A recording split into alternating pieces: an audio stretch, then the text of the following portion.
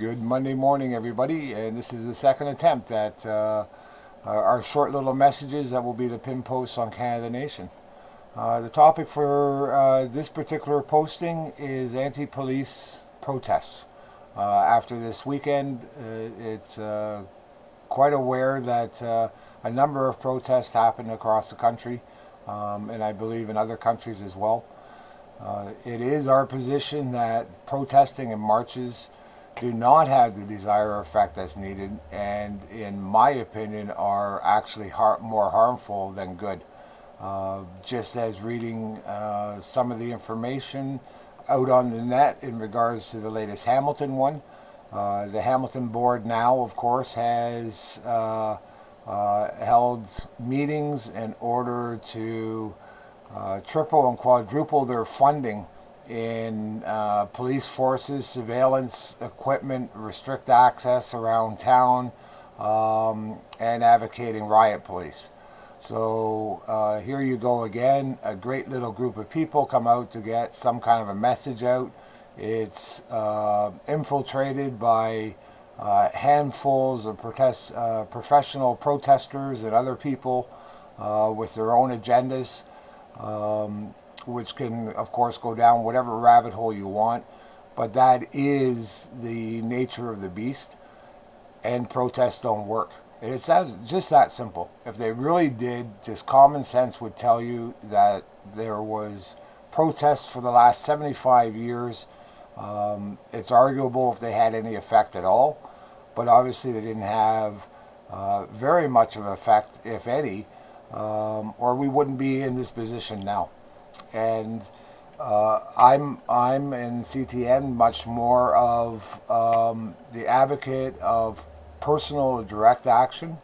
I watched some videos in regards to even just the Hamilton protest and the Montreal protest, and all I could do is watch this and say, you know, if all of these people just simply printed off 25 or 50 of their own flyers or information sheets and actually walk their own neighborhood or walk the street beside them, how much area would be covered, how much connection would be made between us in reuniting our communities and reuniting each other for actually having face-to-face conversations and in the comforts of your own neighborhood.